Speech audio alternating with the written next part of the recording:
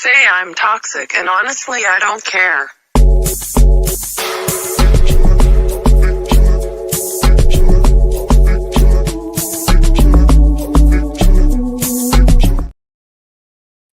People say I'm toxic, and honestly, I don't care. Good evening, good night, good morning, good afternoon, wherever you are. I'm Abs of October Red. Another impromptu live. I had to just go on this one quite early because this fight between Dickinson and is it Farnham is very interesting. So I thought, you know what, I'm gonna go live now. I was just gonna do it for the last couple of fights, as this one is like, a smaller card for the evening. I think we did a live the other Friday as well. So yeah, if you're just joining us, I'm Abs of October Red, and it is the Brown versus Grandon live watch along. You know what it is? It's conversation and commentary. There is no footage. I have a lovely backdrop there. I have the best subscribers, and they'll probably get busy in the chat later on. And we've got our first one in, Jabsy Jabs. Hello, Abigails. Good evening to you. Hope you're well.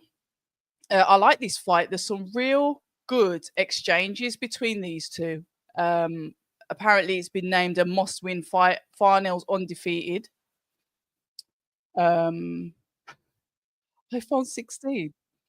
Does this fight has really just started off well, but I'm not sure. I mean, they're saying that Farnell's really going at it, giving it just as much as he's getting it. However, he's taking some punishment because those stiff jabs that work to the body, definitely the work to the face that's coming in from Dickinson, is damaging. So I don't know how long they'll keep him in there. I'm not sure.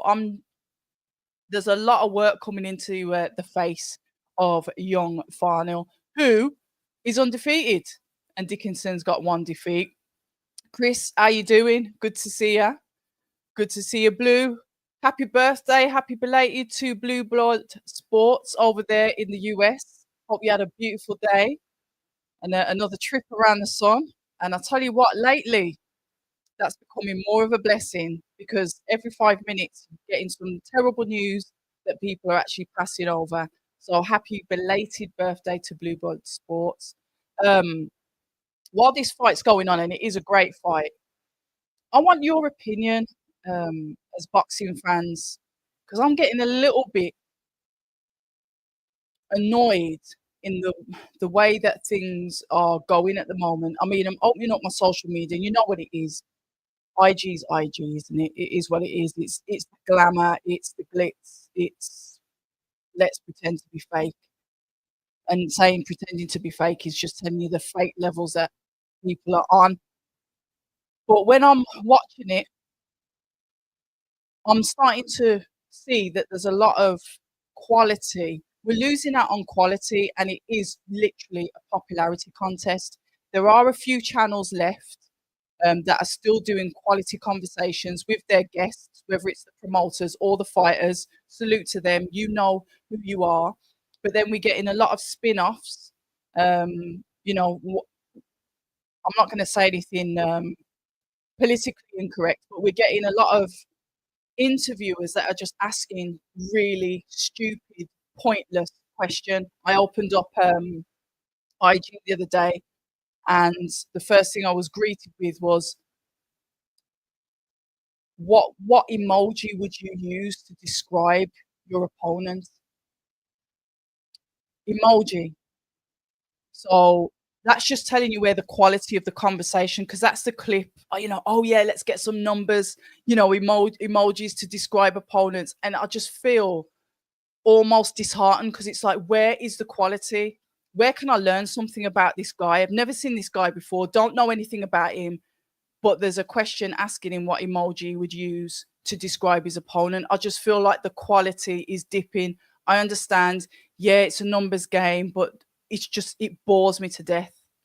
And that's my little rant for this evening, because I just think we're losing out on quality conversations. We're not learning anything that's worth learning about the fighters. Their grandkids look back. Oh yeah, granddad said that this emoji described his opponent, but I couldn't tell you anything about what my granddad did to prepare for the fight. I couldn't tell you about his mindset. I couldn't tell you about what he went through in camp. And it's just so poor, just poor.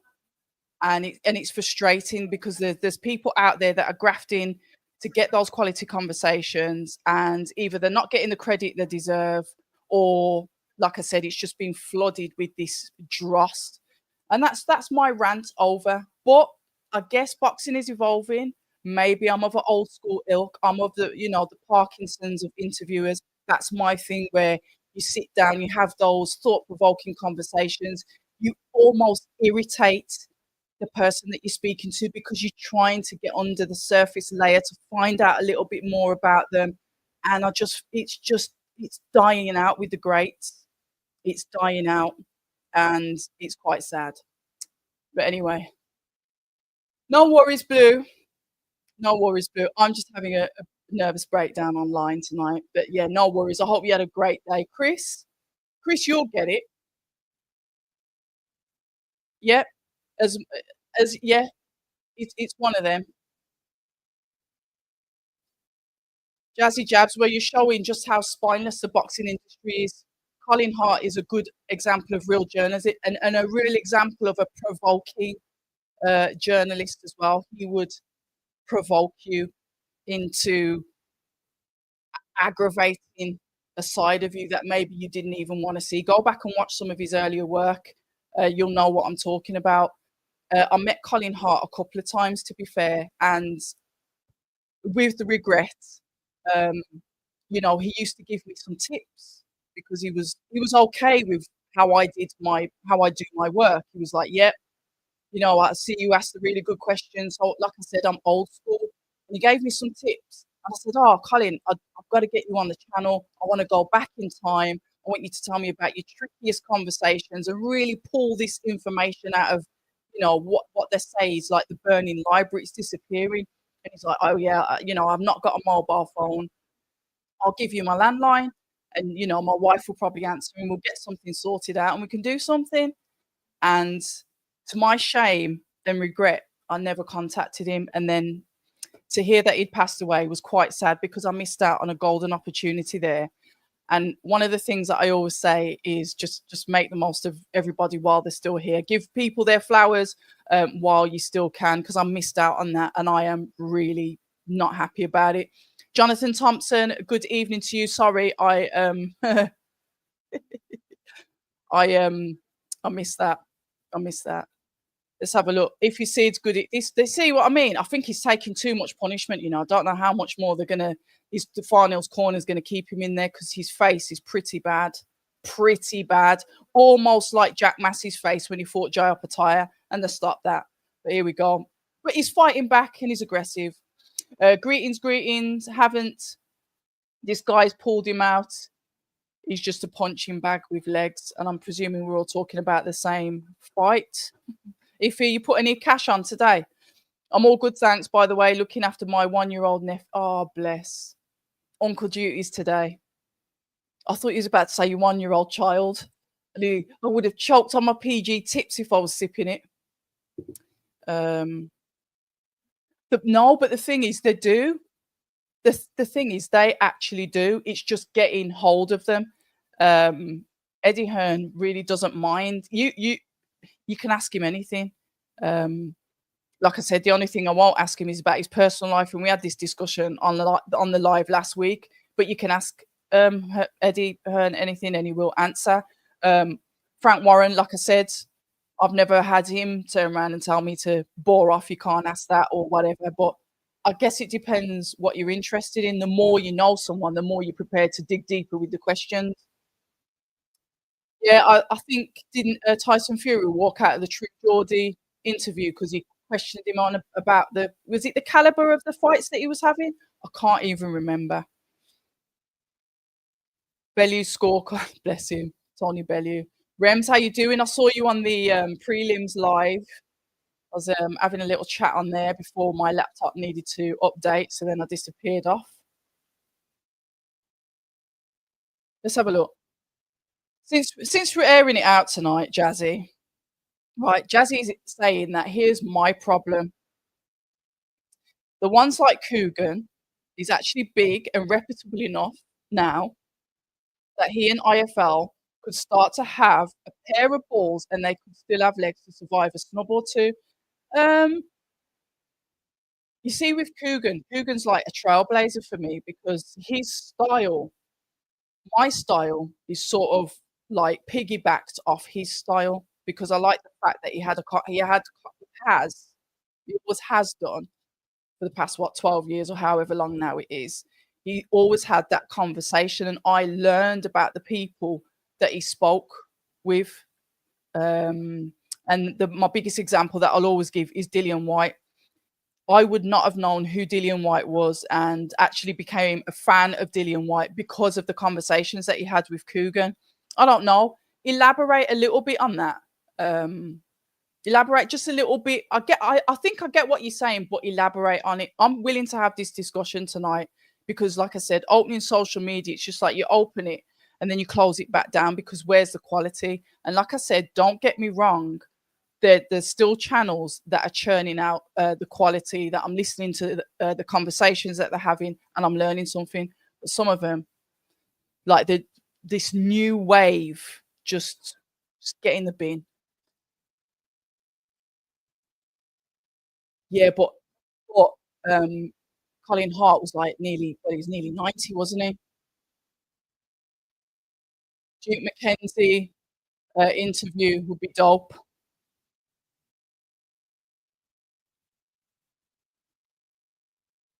Wizards, this name always gets to me. I don't know if you're joking. I'll leave that one in there. If the odds were quite trash, I'm tempted to go for Flynn to get the upset, but I saw his box wreck. Lol, never mind.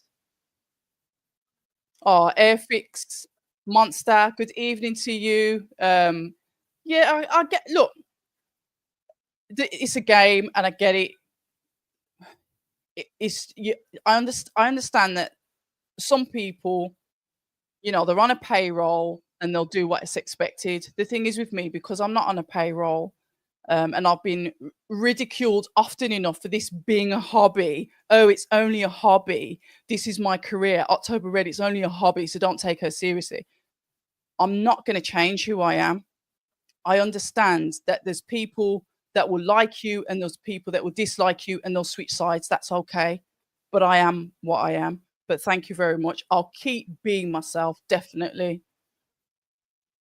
I think Vong is going to fight off emotion and not stick to the game plan due to the personal feud. We'll see. I think maturity, to be honest, Iffy, is going to play a big part in this fight. Maturity will play a big part. We saw the antics that Jordan came with. And look, they were funny.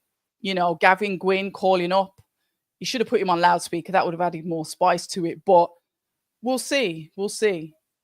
I think with Cameron, I remember he went in with that Jeff Afori and Iffy. That was the £10 day. That was the first day we met socially online.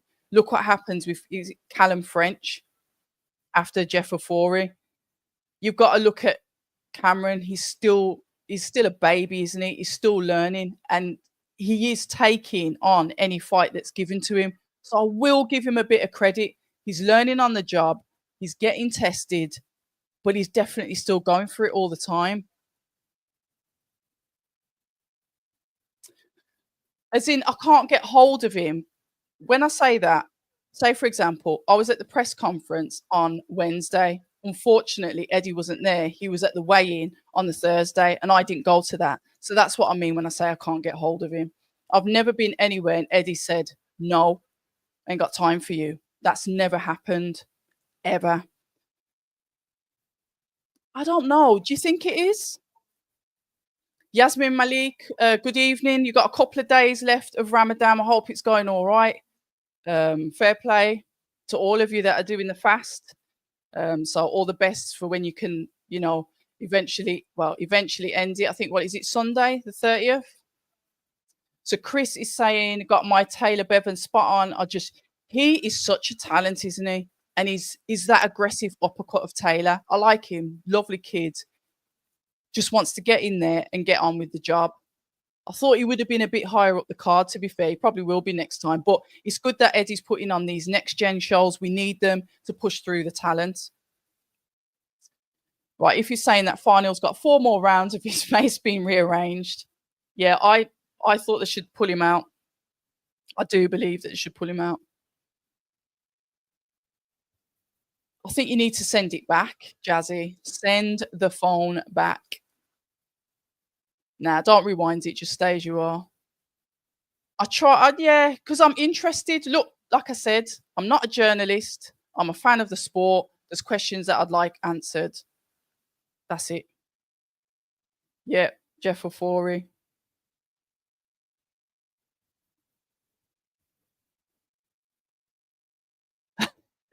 Is this you hope what?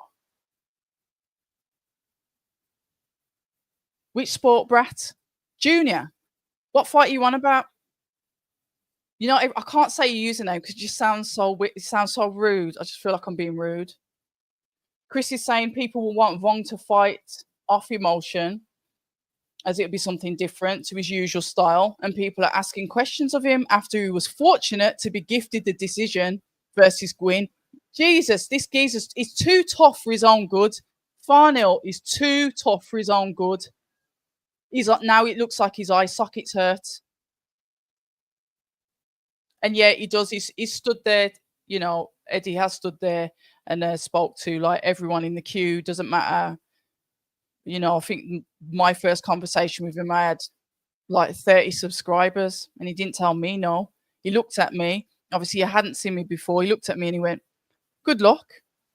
And that was it. And he was like, that good luck was like, I'll see if it was almost like he was looking at me to say, I'll see if you're here in a year.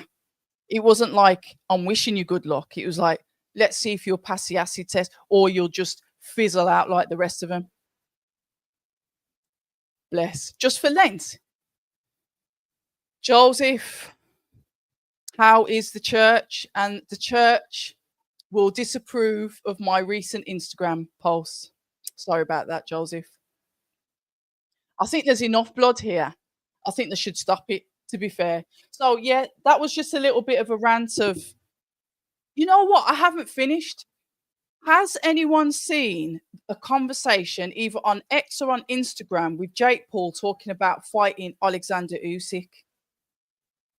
Or am I absolutely losing the boxing will to live? Because it's like, where is the seriousness in the sport now? Has it just become this? Yeah, it's the entertainment business, but I don't know. Right, let's have a look. Oh, you hope Eubank beats Ben. Okay, yeah, fair enough. You're not going to be on your own there, are you? Yeah, and you would have done because it's like I've been watching Eddie Hearn on the TV for years. I get to go to a press conference and I get to speak to him, and I'm nervous. I can say that, but I'll tell you something. I still get nervous now. It doesn't go. I think nerves are a good thing. Nerves show that you care. That's my excuse, and I'm sticking to it. Chris is talking technicals about charges and inserting them at the rear. Please, I'm not being funny. I wouldn't. Yeah, well, this is what I'm saying. Look, Jake Paul is fantastic for most valuable promotions. What he's done for Amanda Serrano is phenomenal. They've now signed Alicia Baumgardner. I think, is it Dortmund? Oh, don't do this, DAZN. I hate when the DAZN app freezes. So he's doing absolutely magnificent things, but Usyk is an all-time great. I know that Anthony Joshua was mentioned earlier in the week, and I think Anthony Joshua was playing along with it because I saw in his story that he had Jake Paul on, like, you know, when you screenshot when you're phoning someone, and I'm like, why are we entertaining this? But that's just me. You have a look. I'll see if I can find it. I saw it, like I said, I've opened up Instagram, seen a load of stuff that just didn't impress me at all, and I closed it. Scheduled some of my own posts to put out there and then just come off the app. And after and I really appreciate that, Chris. I really do. There is some really, really good ones out there, as well. So, and I'll always give them credit too. Just not tonight. I'm not reeling them off tonight. Might look more natural, but I still get nervous, definitely. Yeah, Chevron Clark versus Vidal Riley. But where's the promo for that? Because that is an absolute fabulous fight. Fabulous fight. A fight that I've wanted for ages. I remember talking to Vidal Riley in a sports shop. I can't even remember who he was fighting. It might have been Mikael Lowell. It was really hot, and I was in London, and I was sweating, and it was in this cramped up. They did a public workout in this cramped up sports shop, and I said to Chev, I said to Vidal, the fight I'd really like to see you have. He goes, who? And I go, Chev Clark. Because I just need to see that fight. And maybe it was about a year or maybe a year or so ago.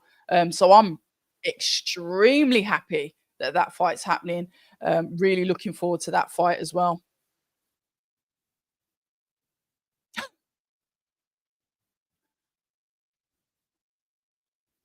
Let's have a look.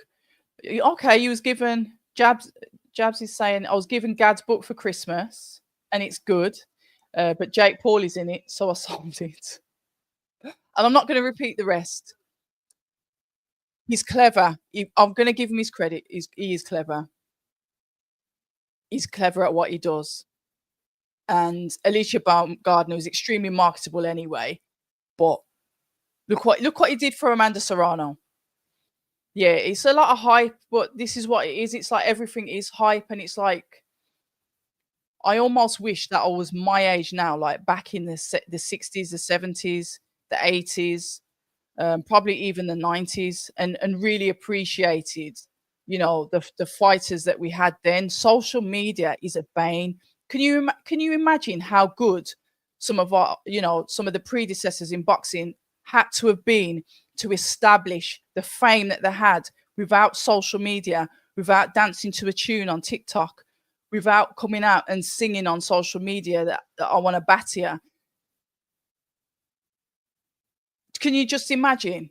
It was their work that talked for them. And yes, the characters, when they may have made TV appearances and stuff, there was so much character, but everything now is just it's all aesthetics. It's all let's get the clicks, let's get the numbers, and it's just the quality is just awful. Absolute god awful. Let's have a look. Jake Paul wants attention. I get it. This is what YouTubers are the best at that. And he will keep doing it. You are absolutely right. I just want the boxers like Usyk, Anthony Joshua, just stay in the mix with each other. That's all I'm saying. And that's what I'd like. However, Jake Paul is being Jake Paul. This guy is going to have no face left. We are in round number 9 of 10 of Farnell versus Dickinson. Farnell's never had a loss. Look at the state of the referee's shirt. Farnell's never had a loss. Dickinson, as we know, has suffered one. I'm sure Dickinson was with Ben Davison before, but he's clearly not now. This is a total bloodbath. And albeit Farnell's fighting back, he's getting out jabbed and like just pummeled. Pummeled. I don't know why his corner's keeping him in there, but whatever. At least it's actual boxing.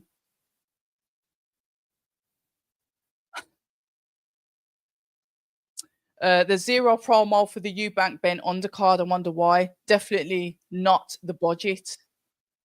I don't know because it's coming up now, isn't it? We're approaching April now, aren't we? So it's coming up. Obviously, we had the 2 press conferences with the top fight, the main fight, the key fight. But we've not had anything from the other guys in their fight yet. So I don't know. And I don't know why, because I'd expect that they might have been part of the media tour also, even if it was just to get them up to say, yeah, we're fighting. But there's just been nothing. Yeah.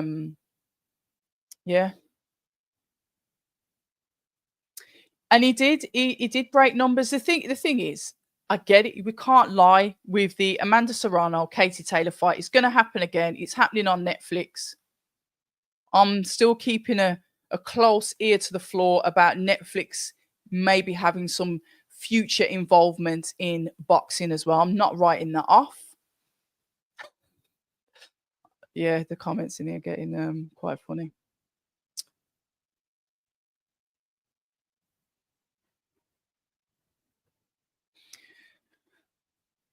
Amanda Serrano. Have a look at what he's done for Amanda Serrano. And I was there when he first started up Most Valuable and took her on.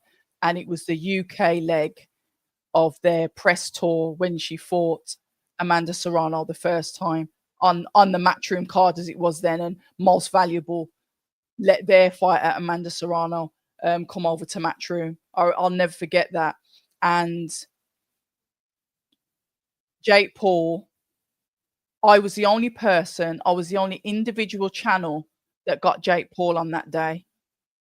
Um, and I asked him, why is he doing this? What is it about this? It's all there. You can scroll through and have a look. It's probably about a 5-minute conversation, but I asked him quite a bit of stuff. And he was actually saying, he laid it out. It's all there. Have a look. I'm not ridiculing him as a businessman. I just want boxers to fight boxers. That's it. That's all I'm saying. Can we be nice to each other in the chat, please? Can we have some parliamentary procedure, gentlemen's? And I haven't been to a Misfit show in absolute ages, but I will be. I think I'm going to go to the Derby one because Jordan Banjo's on there, and his dad was ex boxer. Jordan Banjo out of Diversity, the dance group, and also Ty Mitchell's fighting Idris Virgo as well because it's Misfits Pro, isn't it? So I might go to that, and Derby's, up the road from Birmingham. It's like, what, I don't know, 45 minutes away.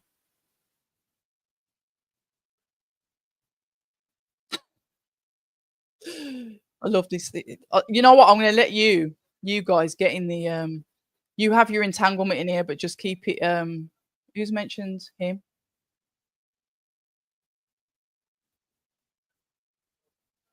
Oh, hello, Skyliner. Skyliner, the editor, aka Star Fox. Good evening. So good to see you. I love it when the originals pop up. What's your take on Michaela Mayer versus Sandy Ryan? The presser was feisty. Michaela was on smoke. I thought that she was more aggravated than Sandy this time round. Sandy seemed quite calm and relaxed. The thing is, Sandy can win that fight just like she could have won the first one. I don't know how it's going to go. Obviously you back the Brit, but Michaela's awesome as well. She's achieved so much. She's come and fought over in the UK twice. Once was with obviously a fellow American, Alicia Baumgardner, and then she fought Natasha Jonas. Someone that's also not afraid to go out of her comfort zone. Sandy Ryan's doing the same thing, going back to America to see if she can avenge the loss. I like the fight a lot. I know it's going to be exciting. The first fight was exciting. There's obviously a lot of behind the scenes stuff with that, i.e., trainers coming into gyms, etc., fighting at the same weight. So there's a nice backstory with it. Whoever wins, and I think this time it will be an unquestionable win. I don't want it to be close. I think it will be unquestionable. I'm wondering if the girls are going to shake hands after, because the thing is with females, guys, you can, even though I don't think Conor Benn and Chris Eubank Jr. will, with guys, you can shake the hand and even give them a hug at the end of the fight. Sometimes I think with females, when there's a grudge, we don't care. I'll fight you 15 times. I'm just not going to be your friend anyway. Different female energy, it's different. So I don't know. But anyway, short answer is I don't know how it's going to go, but it's nice to see her. Where's the other one? I know the other one's going to pop in. Star Fox will be here in a bit. You two still arguing? Let's have a look. Ryan is good. but Maya is a level above. That's how I saw it the first fight. It's a great fight. Ryan needs to be more aggressive and active in some of the rounds that she lost. Yeah, we'll see. We'll see how it goes. I thought about this so many times because I do train. I train for fitness though. I just think I'm too old. If I was 37, yeah, but I'm going to be 48 in October, and I'm not sure.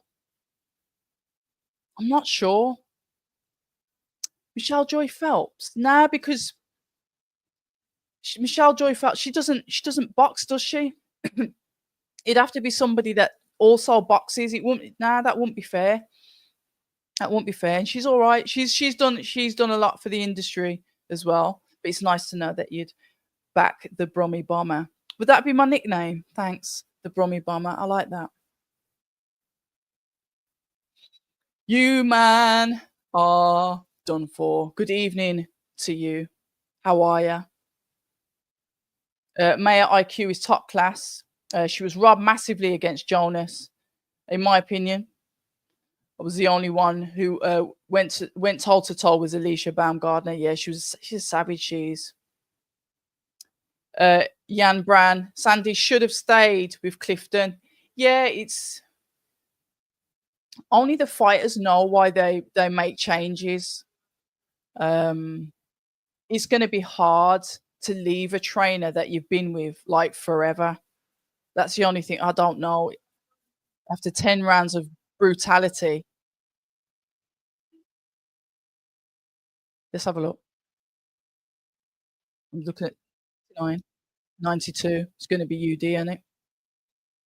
Mm, 98, 92. Yeah,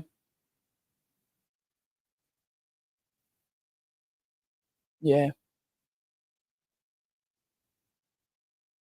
yeah. You'll be Dickinson. Yeah, Dickinson. You got it, but that was an absolute throw the kitchen sink at everything fight. Fair play to that kid. I hope he gets himself checked out because he really took some punishment in there because Dickinson's jab was horrific. So yeah,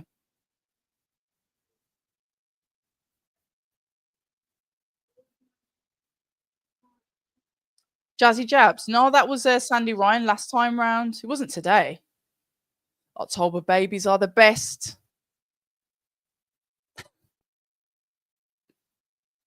It happens all the time because I think it's because I put some bits on my social media because, like I said, I do the boxing, like the training for fitness, and people like see you on the pads, even though I wouldn't say I look bloody phenomenal, but then they'll say that, oh yeah, yeah, have a fight, because they like that, don't they? It's normal. I get it.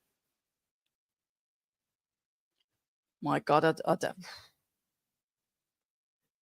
I wouldn't see the point of that. I'd probably get done for assault, if I'm honest. So that would just absolutely pointless.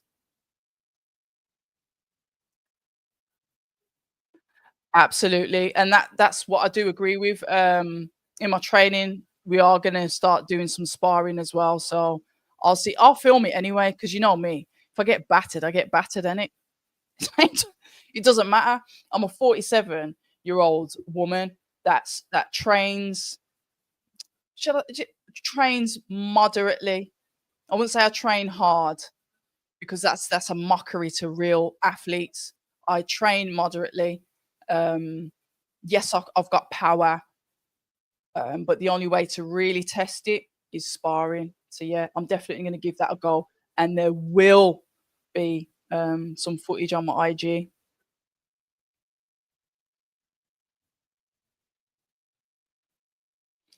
Yeah, people. You see, the thing is, Chris, people pretend that they're not emotional, but they are, and they get so angry when you don't agree with them. It's like, yeah, that's your opinion. It's fine. So what? Merry Christmas. I actually don't care. Iffy. You know what my mistake was?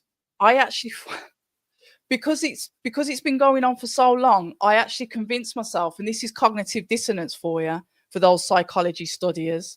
I thought this was a rematch. I actually thought it was a rematch cognitive dissonance told me that they'd fought already because I've seen it so many times. I imagine that they were in the ring together. I couldn't remember the result, but I was convinced it's a rematch. Crazy. So yes, I'm glad it's finally happening. Emma, where have you been? I could have done with your judging. I think it was last week, you know. Happy New Year. Oh, not you as well. I had someone DM me asking me if I'm prepared to sell pictures, so I might do the like the feet thing. Might do it. Yeah, it's right out there. Who knows? Strong hips, powerful. So yeah, yeah, yeah. I'll take that. Where is Star Fox? But I will take that. Skyliner Fox. I will take that. Never skip leg day. Riley Clark fight will be. It will be. It will be. I cannot wait for that fight. And yeah, see, it's not just me then. See, that's two people that said it since June 2020. My left foot. And you can't have my left foot. But if you've just joined us, I guess you've joined us, and this is the conversation part. I've not started any commentary yet. We've just had Farnell versus Dickinson, a bloodbath, a bloody beating. Farnell stayed in there because he showed heart, but Dickinson just pummeled him to pieces, and quite rightly so. Won the fight on a unanimous decision. I know Emma Willis is the expert for scoring, so any questions regarding scoring, please direct them to Emma, who is in the chat, who's popped up. Don't know if she's passing through. Emma's the expert on scoring. I know nothing about scoring. I just say what I see. We are going into the Cameron Vong, Jordan Flynn anticipated fight that everyone thinks is a rematch because it's been going on for so long. So if you've just joined us, welcome. We get active in the chat. Sometimes we argue, but we love each other really. But the chat's never boring. Get involved, share it, do all magical stuff, whatever it is. And obviously, we'll talk through the fights as they come on. Yes, because Sky Sports are there. Sky Sports have actually directly gone out for that. I haven't seen anything from Ben Shalom, but he's probably flying out there. I think both him and Lauren Price were going to go out there, but I know Sky Sports is covering it anyway. And they've got a vested interest in Lauren. So I do believe the winner will face Lauren Price. Yes, I do. Get a wireless one, a wireless charger. That's Willits.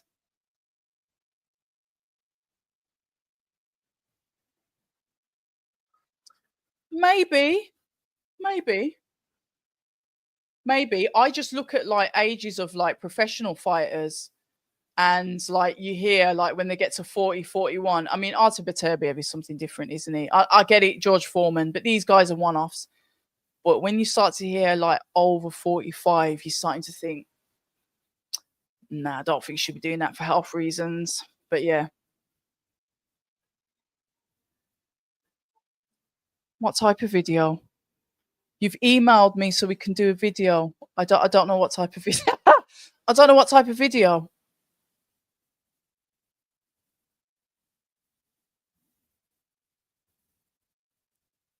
We love each other. We do. What's that mean, Emma? No to what?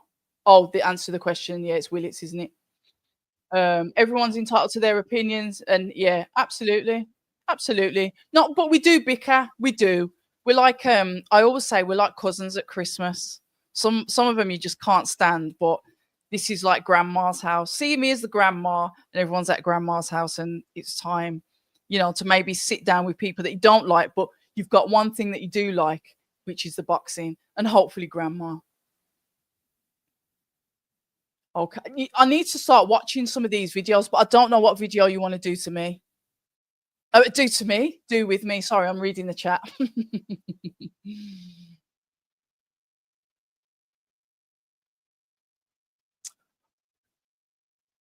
Oh, we did. You know what? I apologize. Usually, like if random things come up about doing video, you just don't know these days. I won't even let you know what's in my DMs because you'd vomit. So yeah, that's fine. That's fine. More Holland Drive or maybe a deep dive. Okay, that's something different.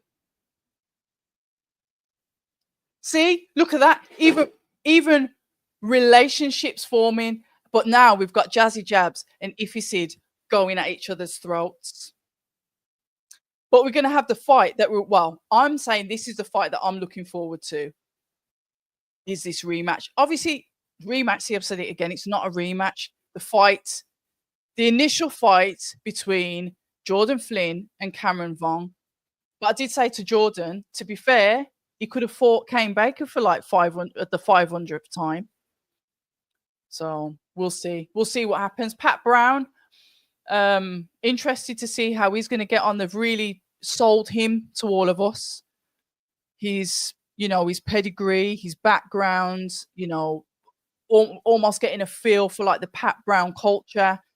You can see from the press conference he was almost frustrated, like he just wants to fight. I didn't get to speak to him because I was waiting to speak to him, but he was busy, and you could see him speaking to all of the media outlets, and you could see him just tiring from just he was just looking tired. And I looked at him and I said, "You're gonna go, ain't you?" And he says, "Yeah." He goes, "I've got to go." I said, "Listen, we'll catch up." So I'll catch up with him. Hopefully, I'll speak to him after his debut. I don't like to do something online with a first time guest because I need to feel that in person, like if see if we connect, and then we can do something online. So I'll speak to him one day, but obviously I didn't get to speak to him this week. And like I said, he's got something to prove, hasn't he? It's his debut. Martin, you've distracted me with that comment. Abs' DMs is it's a horror film, Martin. It's a horror film. It's not a movie, mate. It's an absolute horror film.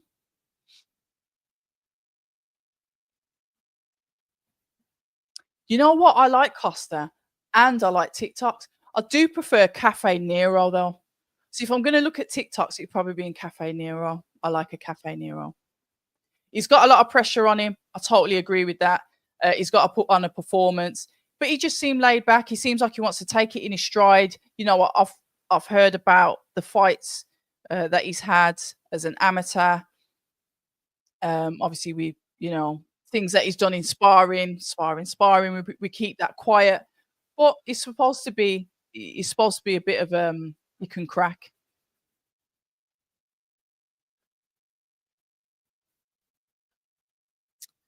Let's have a look. I think Pat Brown fighting at cruiserweight in this fight. I think he'll move. He looks like a heavyweight to me. He looks like a lighter heavyweight. Don't get me wrong. He looks like the 16 stoners or the 15, 16 stoners. He looks like one of them, but he definitely looks like a heavyweight. He looks big for a cruiserweight.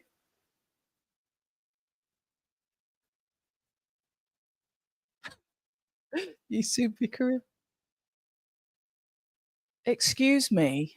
What do you mean coffees are for women? Don't go to Cafe Nero then. Definitely don't go to Cafe Nero. We're getting ready for the highly anticipated fight between Cameron Vaughn and Jordan Flynn. A fight that I think they both need to get out of the way so they can move on with their careers. I think not having this fight has really just left questions unanswered on what they're going to do and how they're going to move on and what progress they're going to make. So I'm interested to see how this turns out.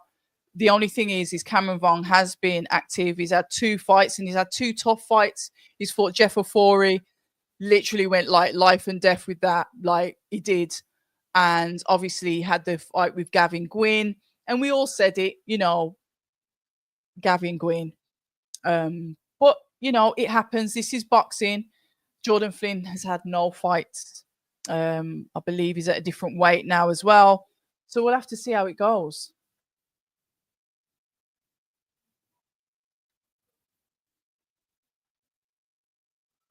Pride of Oxford, yeah, it's almost walkout time.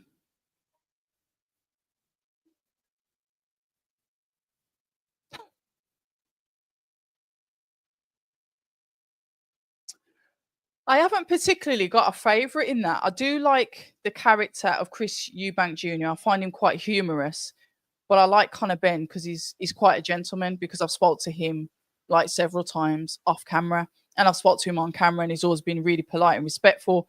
His wife's lovely, nice people. So I've met, probably spoke to Conor more personally.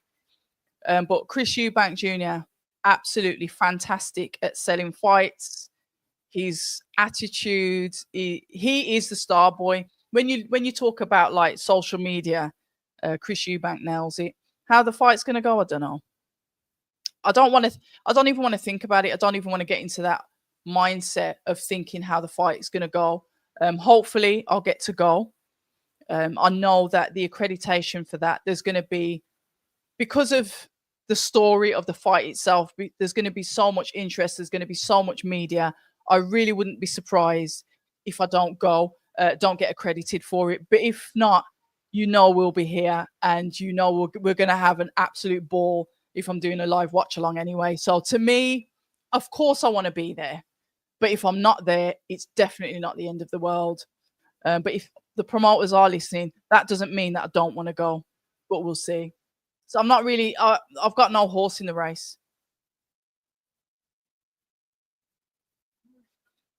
Hopefully, Eubank Senior will be there. It'd be nice if he was, definitely.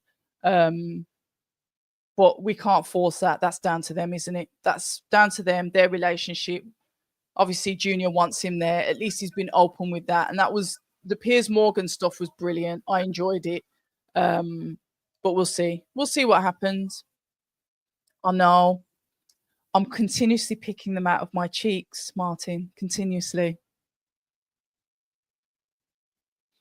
100% I would. I've tried it with two fighters. I've tried to do that with two fighters, and they've both let me down. But 100%, that's what I've always wanted to do. It is that docu thing. It is following that fighter around. It's knocking their door in the morning as they're going out for the runs, filming them as they're doing this, going to have breakfast with them, practically doing everything with the fighter to document like a day in a life, a week in a life, a camp life. I've always wanted to do that. And I did propose that to two people and they both flopped. My predictions going well so far. Got Bevan. Okay, so at least you've earned a bit of oh no, you haven't. You just said predictions. Fair enough. And you said wrong on points. Okay. You guys chatting there. I think Eubank Senior will be there if parliamentary procedure is followed. Yeah, we'll have to see. Vong's just got to the ring. You can see the tops of the heads of Tony Bellew ringside. But to be fair, it's the second to last fight. And now my tea is absolutely freezing. Let's have a look. Cameron Vong, another one with a really good amateur pedigree, trained out of Jamie Moore's gym. Spoke to Jamie about, his fighters. He had Connor Tudsbury on earlier. I didn't want to see that go rounds, but his opponent was tough. And that was definitely a test for his fight number 2. And I do believe Eddie will continue to put him in fights like that to test his fighters because he wants to see if they're worth the investment. I didn't really know much about his opponent, but yeah, another one of Jamie Moore's fighters, and obviously Cameron there, and then obviously Pat Brown last. I spoke to Jamie just about Catterall because I was saying, is he kicking himself on why he didn't like push through and really grind through the gears to really, step on it. I said I was happy. I was tweeting that, yeah, I like Jack Catterall's, he's composed, he's relaxed. And then after a while, I'm thinking, I think he needs to like turn it up now. But according to his coach, and if you want, you can watch the conversation, he just went flat and hit a brick wall and just couldn't go through it. It happens. I think he mentioned back-to-back camps and stuff like that. But the conversation's all up there with myself and Jamie Moore. Really nice coach. Really interesting to speak to him. He even touched on what happened to him in Marbella, talking about how life is precious and stuff like that. And I'm like, oh my gosh, I've got to do a proper sit down with Jamie Moore because I've not done one with him and literally go through when he was fighting. Very interesting character, and I'd love to hear his story too. So, let's have a look. Any funny April Fool's stories? Do you ever do any April Fools on anyone? Am I a prankster? I think I'm a bit of a clown most days. I'm v I like do I pull pranks? Probably not, no. I don't know. You'd have to ask I'd have to ask people that know me. Off the top of my head, I can't think of any. I've got nicknames for everybody. I do call people nicknames, but I think that that's something that I inherited from my mum. She had nicknames for everyone. She never called anybody by their proper name. She used to call them by their nickname, so we knew who she was talking about. Bless her. Oh, you're actually going to the fight? Chris. If you're there, let us know. Anyway, the fight has started. Vong versus Flynn. Both of the guys battle for the center of the ring, which is nice to see. Vong goes out with a nice sharp jab as Flynn replies with a double jab himself. Vong goes back with the attempt to have a shot to the body. Both guys looking really composed, circling around to the left. Vong's there just leading that lead hand out so he can circle around and fence off a backhand that I guess he's trying to throw, but he hasn't. But Flynn's wasting no time whatsoever, going in with the overhands, looking to attack early. I think somebody mentioned that maybe Vong will go in with the emotions, but it looks like Flynn's got a bit of emotions here. He feels like he's got something to prove. And let's see how this goes. Yeah, you can see some shots there, the 1-2 that Flynn threw out at Vong, but he's able to move out the ways. He can be quite evasive, and he's all right on the back foot, but I think he might wear out. That's the one thing I'll say about Cameron. Sometimes it's like his engine will go. We'll get to about it's a 10-rounder as well. It's a title fight, isn't it? Can't remember which belt it is. I think Combs might have just said that. But Vong can tire from about, I think it's what, about around 5 or 6 from the top of my head. So we'll see. Fitness will play a big part in this. The lighter weights. We'll see how long it takes.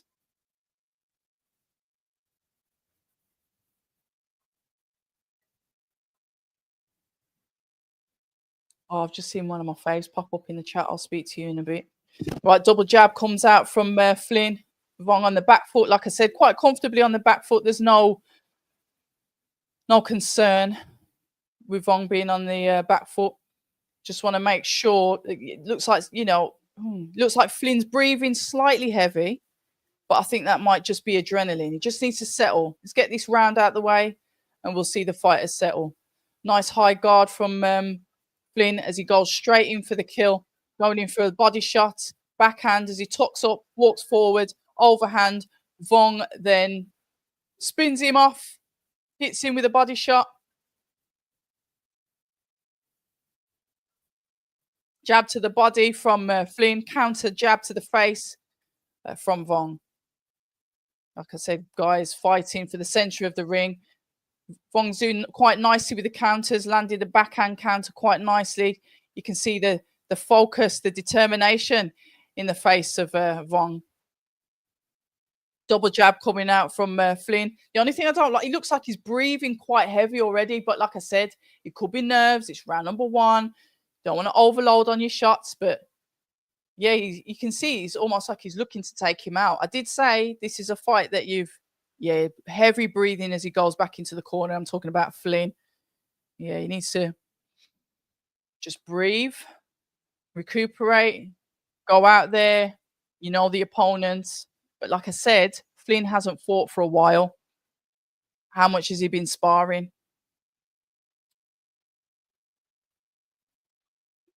Yeah, it will be good. Chris, if you are there and I'm there, try and find me because I don't know what you look like. Martin. I have a feeling Eubank Jr. will pay the fine and come in at the weight he wants. There's a rematch anyway, so he gets the money back. Yeah, fair point. Yeah, and to be fair, I get on really well with both of them.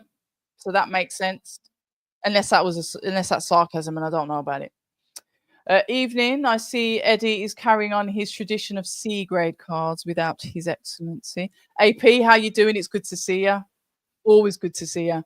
As we go into round number two, it's getting messy, scrappy. Both guys are on the floor. Ref grabs them together and has a quick chat. Yeah, it's a bit scrappy.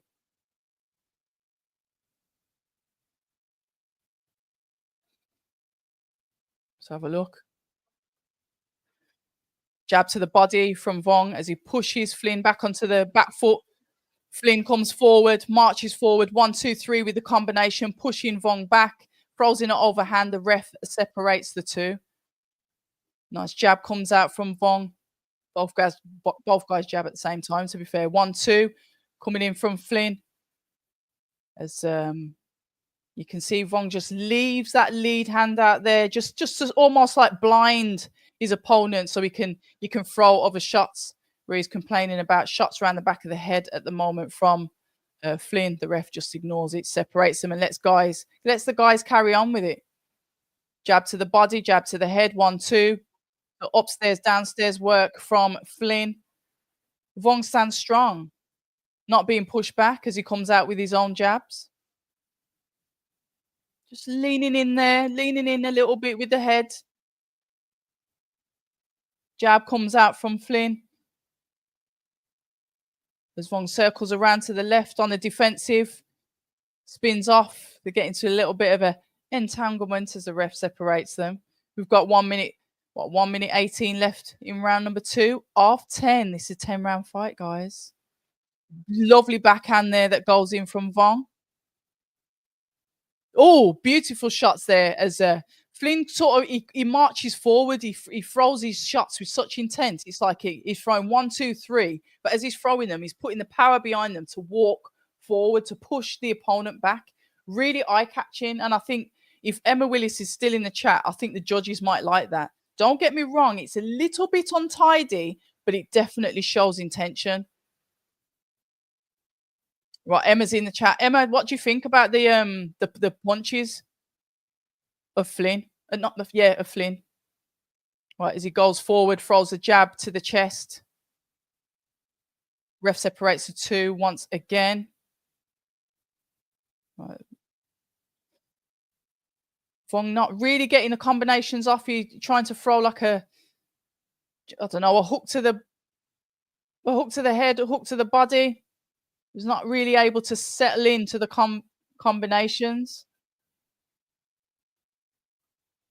Ref separates the two once again as we go into the last 10 seconds of round number 2.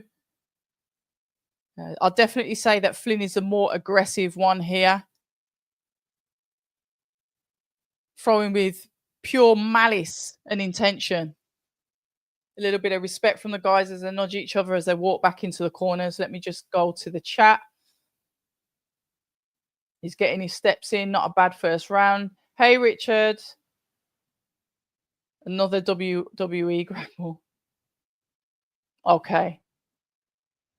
I'll take that. Martin, I never know in the chat. That's why I've got to start thinking. Yeah, but they're lovely. Both guys lovely. Got a lot of time. Got a lot of time for both of them. Let's have a look. Skyline is saying Vong seems to be indecisive in which style he wants to implement in this spot.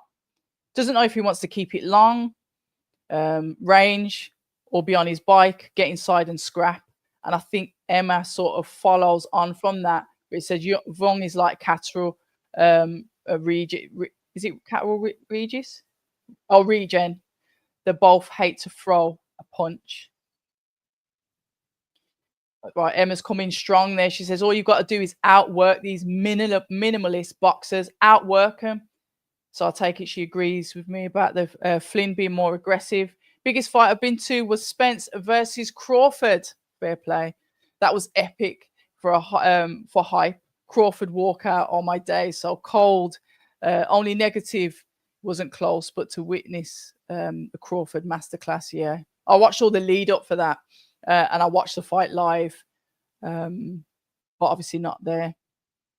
Did Vong just let's have a look. We're in round number 3 of 10.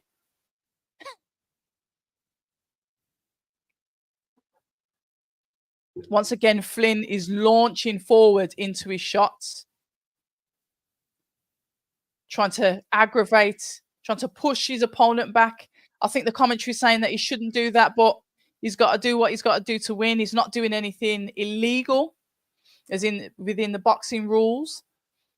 He's just boxing a awkward style, trying to frustrate his opponent. And to be fair, he's doing all right. Both guys in the clinch once again. Vong once again trying to get those shots off, and Flynn's managing to like evade them, so they're not landing clean.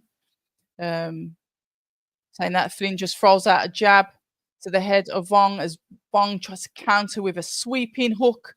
It seems to have missed Flynn as Flynn comes forward with a double jab of his own. Jab comes out from Vong, jab back from Flynn.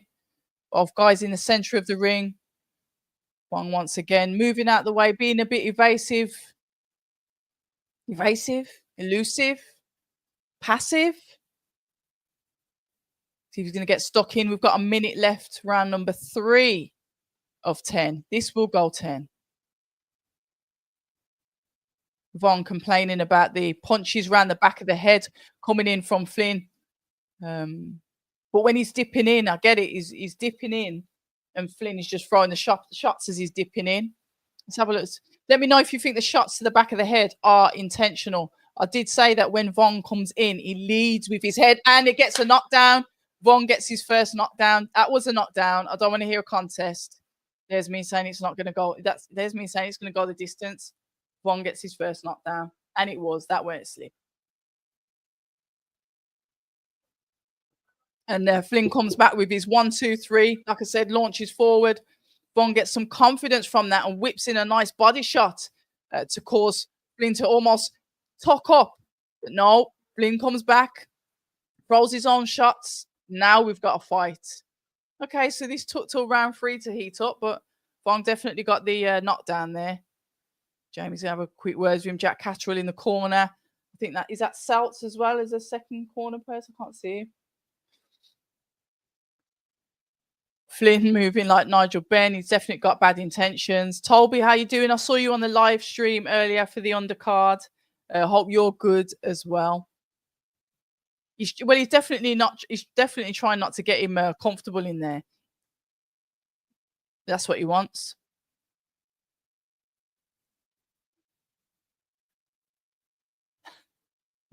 Fong looks like Ronaldo in Central C. Bless him. We've got some love in the chat going there. Good evening. If you've just joined us, I'm Abs of October Red. Apologies. Good evening, good morning, good night. I don't know, good afternoon, wherever you are. Welcome to all of you. That I can say. A warm welcome to all of you. This is conversation and commentary, and it's for the Brown versus Grandone. It's being streamed on DAZN globally. So wherever you are, I'm sure you can get to watch that. Yeah, there is no footage, but we tend to converse and do a bit of commentary and then converse again. This is a fight that a lot of people had interest in because the hype around it, because the natural animosity, because this has been going on for a year. So it's nice to actually see the guys finally get it on. It seems as if Cameron Vong is starting to warm into the fight more, which is good because Flynn, like I said, is coming across as the aggressor, launching into shots. However, it seems like, Vong's got to wait. Well, he's got to wake up, hasn't he? He can either stay on the back foot, but like Emma said, it's definitely, you've got to outwork the fighter, outwork him. But I'm not scoring because I don't do scoring because I always get it wrong. So get involved in the chat. There's plenty of us in here. We are streaming across YouTube and X, even though I think X is saying that they had some technical difficulties. So I don't even know if this is actually streaming on X at the moment. I'll paint the footage with my words. Yeah, I'll take that. 1-2 coming in from Vong as Flynn gets him in a bit of a headlock. The ref separates the two. Oh, it looks like Vong's wobbled. Flynn again. Yeah, it seems like Vong has definitely woken up now. He's starting to get through that. Obviously, has he recovered? Has Flynn recovered from that knockdown? It was a knockdown. Messy fight. But I think Vong's starting to settle in now. He's starting to find himself. And there we go. You see that backhand there? As Flynn was looking to launch him with his shots, Vong's starting to get the timing, and that's where you can walk onto the shots and end up getting dropped. Let's have a look.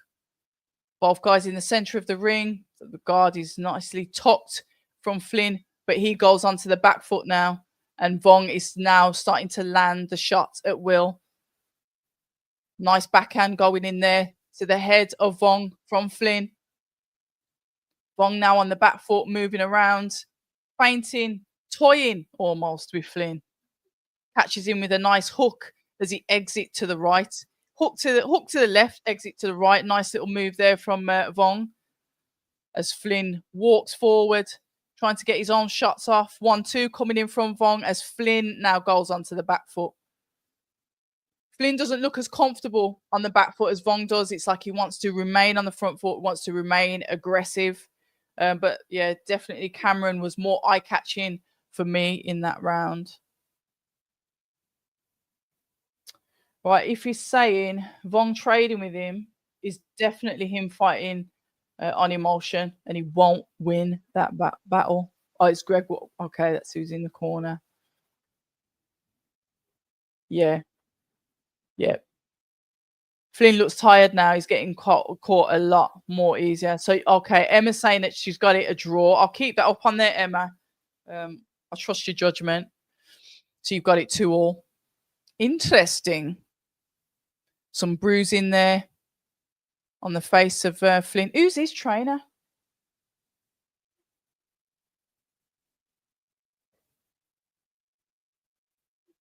He looks quite young, actually. Who is he? Right, round number 5 of 10. I'm sure he was just only on round number 3. Right. Vong starts off more aggressive, trying to punch foot, using that double jab of his, which he's known to use, which I've seen him use before. I'd like to see him probably follow it up with a backhand or a hook to the body. Start to improvise on it now. You use that double jab to get inside, start to work, reset and move. Use that asset. Nice uppercut. A couple of uppercuts coming in from Vong on the inside. Flynn tries to throw his own, doesn't get away with it, but he throws a lovely, clean hook to the right side of Vong's head. Vong definitely looks more relaxed. Jab, backhand coming in from Flynn as Vong's on the back foot. Body shot comes in from Flynn as a combination 1-2-3 from Vong. Keeps the jab at distance. Flynn comes forward with his jab. Flynn is starting to look tired, but like I said, he's been out the ring for a minute. Is he going to burn himself out? He's already had a knockdown. Got 1 minute 42 left in round number 5 of 10. Emma Willis has got it. One of our favourites in the chat has got it 2-2. So let's see how she scores it. Can you put the scores of the rounds of what you guys think, how it goes? Because like I said, I'm not getting involved in that because I'll just mess it up. I'll say what I see. And that's all I'm going to do. You know what? I might try and get a judge's qualification or a trainer's qualification just so I can judge, so I can sit here and try and score it. I'm sure there's probably something on YouTube I can do, to be fair, for free. Right, the jab comes out from Flynn to the body. Return jab from Cameron, from Vong. 1-2-3 coming in. Both in the clinch. Ref separates the two. Flynn comes in quite aggressive, goes to hook the body. Both of them countering each other. The reddening on the face of Flynn is starting to show through. I can't really see Cameron's face. Look, nah, his face is all right. 1-2. Backhand comes in from Cameron. Jab once again. As he slips under A jab that comes back from Flynn as he's on the ropes. Flynn throws a jab and the counter hook comes in from Vong.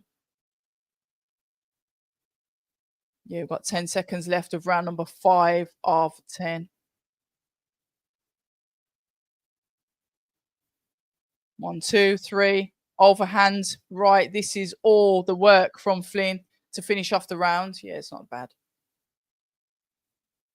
Right. Yeah, definitely looks like Flynn's tiredness and poor defense will get him stopped in the later rounds. Yeah. Fair score that, Emma. Yeah, I totally agree. That's why I've just left it up on there. I agree with Emma, but I don't think it's going the distance. You reckon that Flynn's getting stopped? Late? Okay. I couldn't do any worse than some of the judges, you reckon? I reckon I could. Yeah.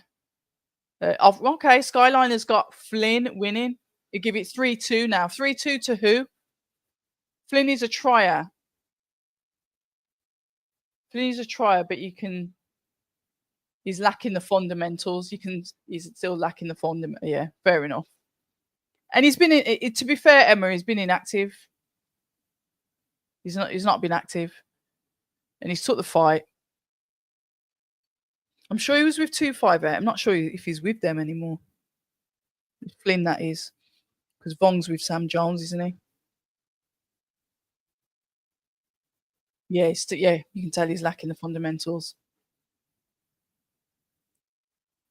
Right, jab comes out from Vong. Nice stiff jab.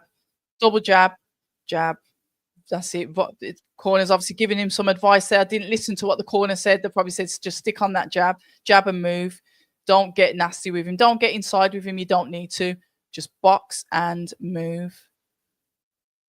1-2 coming in from Flynn, but he's falling short. And as he comes in, the thing is that the fight, Flynn is coming in all the time. Your timing, you could literally, he's going to throw 1-2, slip, uppercut as he gets to throw the 2. Like catch him coming in, a long screw shot. There we go. That's what Cameron's just done there. He's come in and we've seen the uppercut and it's hurt him. He looks like he's uneasy on his legs, to be fair. Flynn looks extremely uncomfortable in there unless it's my eyes. So I need to get back to Specsavers. We're in round number 6 of 10 and we've got, what, a minute 45, halfway through round number 6. 1-2 coming in from Vong. Jab. Jab back from Flynn. Fair play. Got some head movement. They're not keeping still. They're not using straight lines. They're circling around each other. Flynn just jumps out with a jab there to Vong. Vong throws in an uppercut. Hook to the head. Body shot comes in from Flynn. Beautiful uppercut from Vong. Hook to the head from Vong once again. Better work. I like this. That's it. When you're on the inside, just rip it in him and finish it with a hook. Uppercut and hook. Knock him down. Crunch. That's what I'd like to see.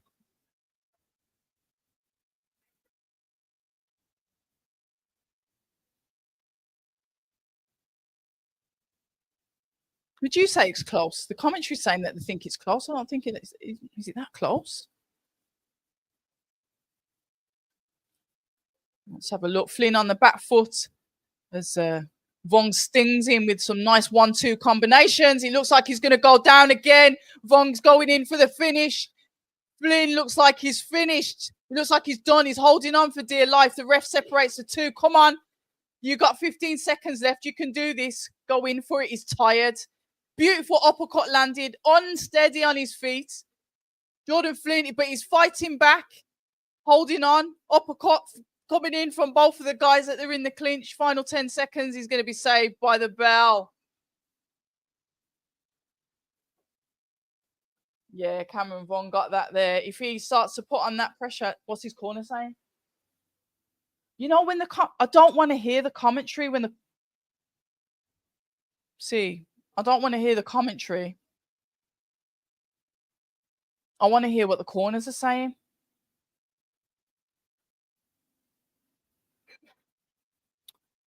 Yeah, I want to hear the corners, to be fair. But unfortunately, they're yapping and showing replays. Let's have a look in the chat.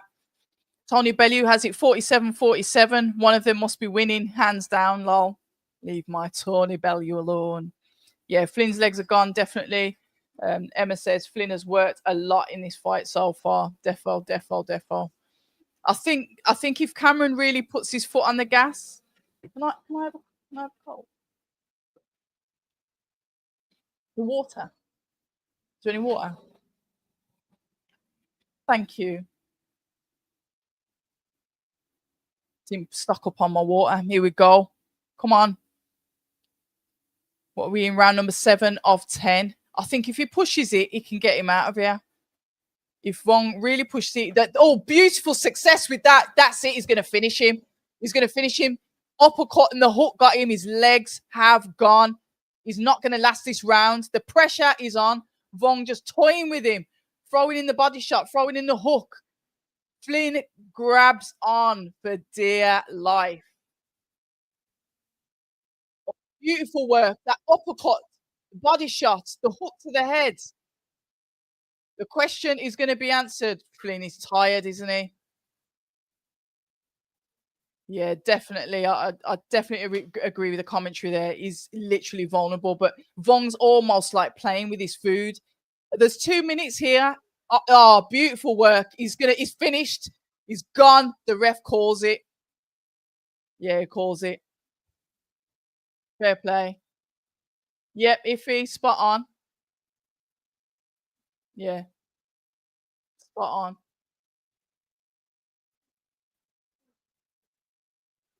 Yeah, fair play.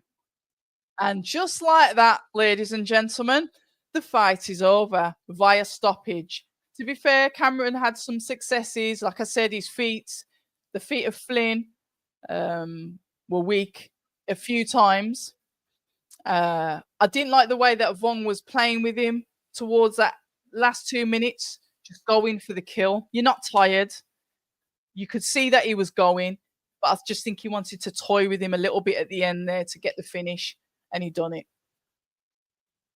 You predicted it. Yeah, and you know what? Fair play to him. He hasn't been active. Lovely guy. Risk.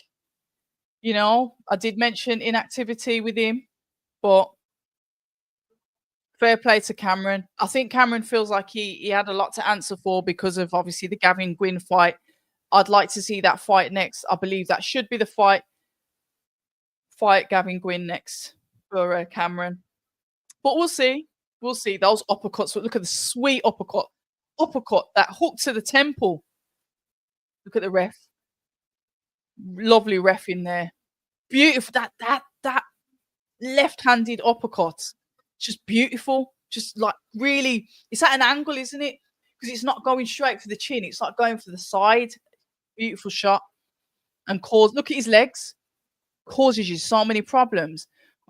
The uppercut is such a beautiful shot and it's so dangerous. Oh, well done. Commiserations to Jordan Flynn.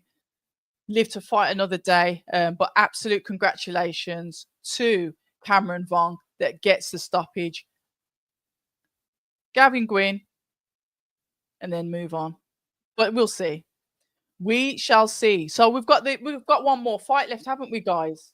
There isn't another one in between this, is there? So we've got one more fight coming up, which is Pat Brown's debut. I'm not expecting that it's going to last long. I'm literally just watching this fight just to see if we can, because I haven't watched Pat Brown's amateur fight. Sorry. Shoot me. I haven't. But I just want to see how he moves. I don't know how long this fight's going to last. I've made the assumption, and maybe I shouldn't do that the fight won't last long, but I think we'll see. I just want to see what he's made of. Am I like overly excited to see the fight? No, but I want to see what he's made of. He's a cruiserweight. Eddie's other cruiserweights, so it was Jordan Thompson. He's gone up to heavyweight now, trained by Don Charles, by the way. He's gone back to Don Charles, his original trainer. It's nice to see that, actually. He's been trained by an ex-fighter that Don Charles used to train as well, Daily Perales. So, yeah, that's who he's working with now. But he's gone up to heavyweight.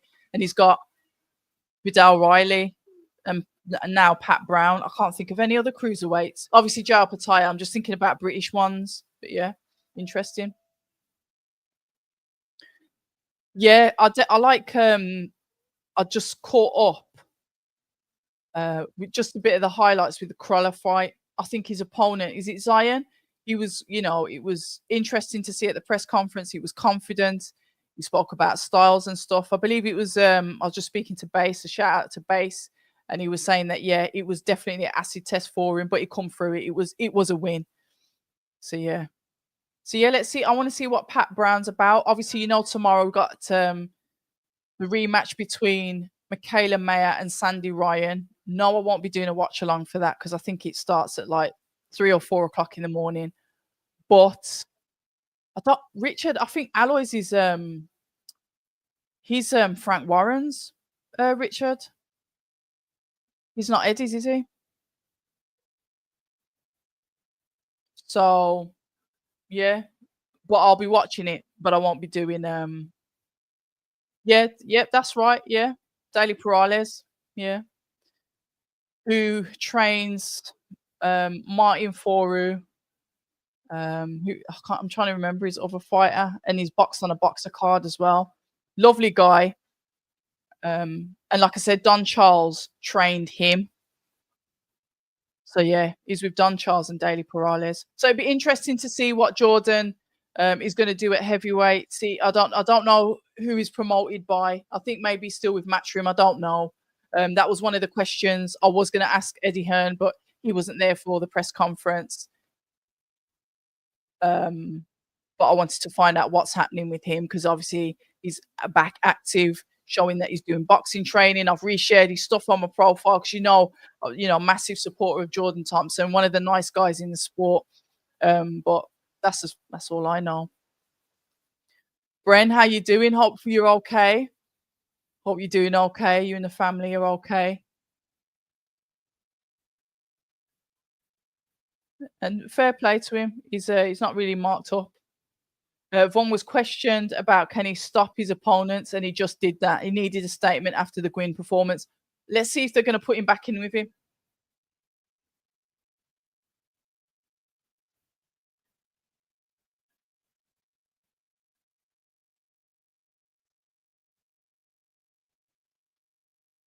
Oh, bless him. He said he needs the nerves.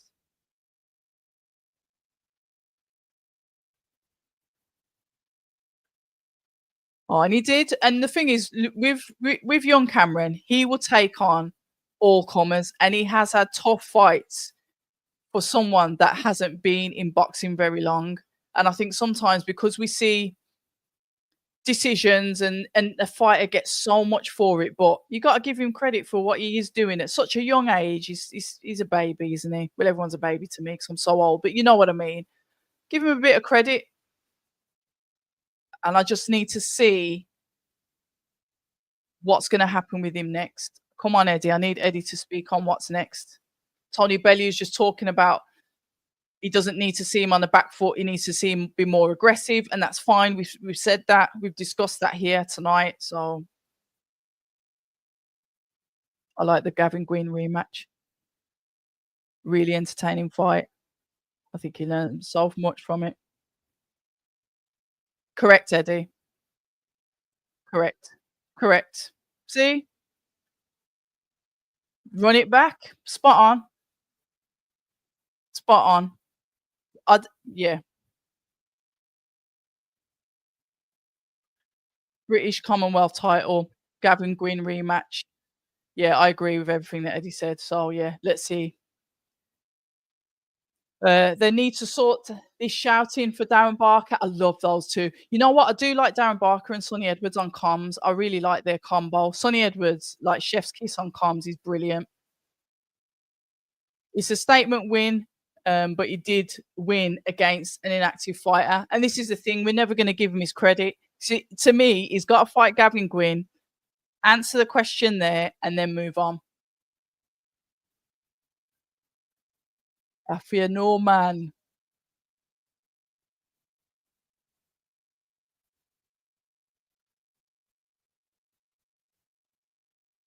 Telling Eddie to give him more money. Anyway, Vong hasn't been able to pad his record early. He's developed well with big tests. Yeah, I will always give him the credit for that. Definitely. Right, beauty of the pencil. Good evening to you. Salute October Red and greetings to the chat.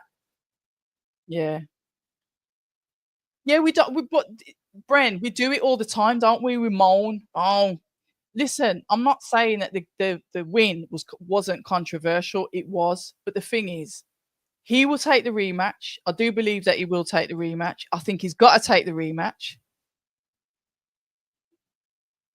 Definitely. Eddie wants it, so I think that has to be next. So we'll see what other UK cards or whatever that Matchroom have got lined up, and hopefully he'll be on one of those. I've just had the accreditation acceptance come through for the heavy impact card next week, so I'll be in Manchester for that fight. Unfortunately, I won't be getting Dillian White versus Joel Joyce, and I am absolutely gutted about that. But I do think the Hergovich versus Joel Joyce fight is going to be extremely good, and that is a fight I do want to watch live. So I'll be there ringside for that. So I won't be doing a watch along next week. Unfortunately, we lost my two husbands, Richard Riatpour. Sorry, we lost my husband and my boyfriend, Richard Riatpour, and Lawrence Coley. Gutted about that at heavyweight. So we're not having that fight now because Lawrence Okoli, unfortunately, is injured, but hopefully he'll be back soon.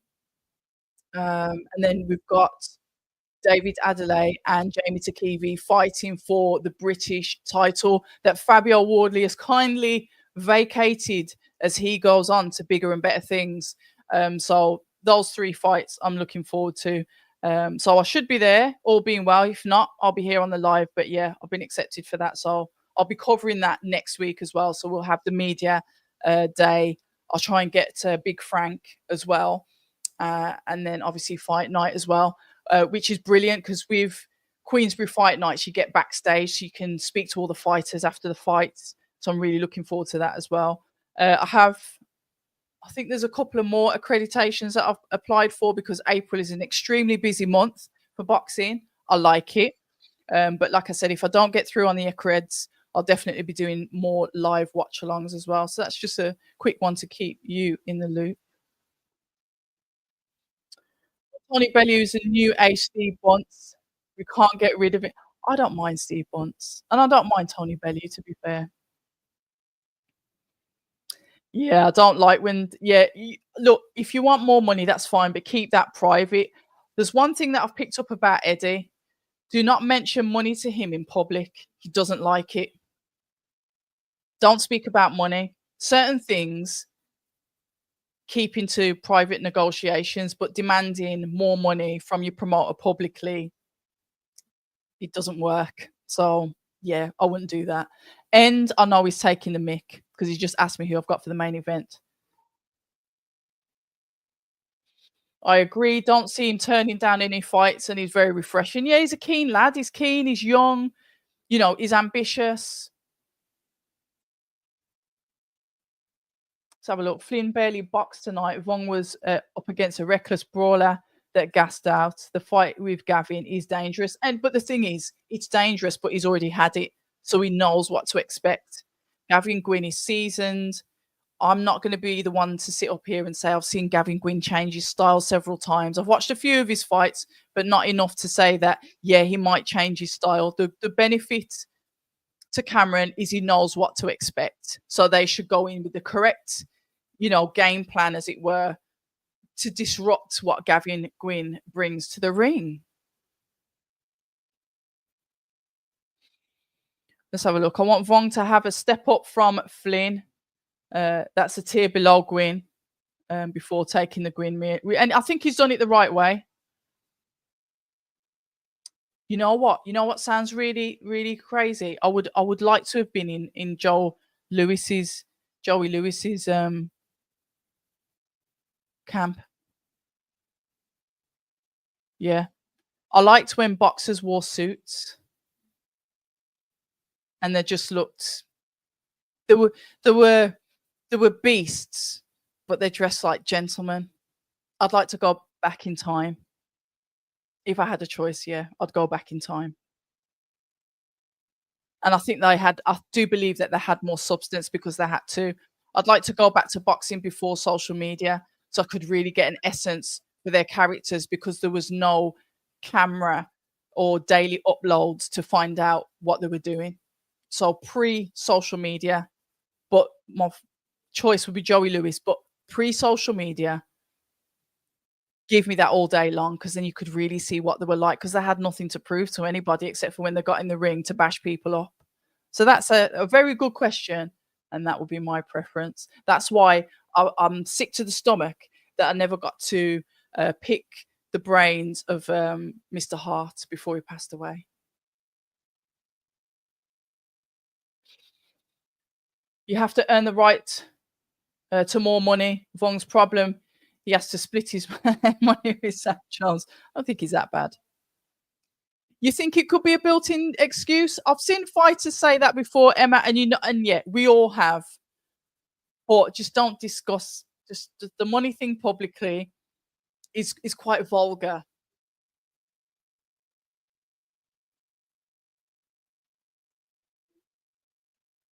Yeah, AP Joyce needs to stay away from Hergovich. I saw a vid of him the other day. Seems like he's slurring terrible. Damn shame. Yeah. Somebody said, AP, going on the back of that, somebody said that he's already spoke like that, but I haven't really gone that far back. I do believe that he's slower, as in his punches are slower. That I think that he's slowed down as a fighter, but I think he's still dangerous. But you know what it is with me, AP. Do you remember all of the backhands that Daniel Dubois was eating from Hergovich before? Obviously, he got his stoppage. So, like I said, I think Hergovich is.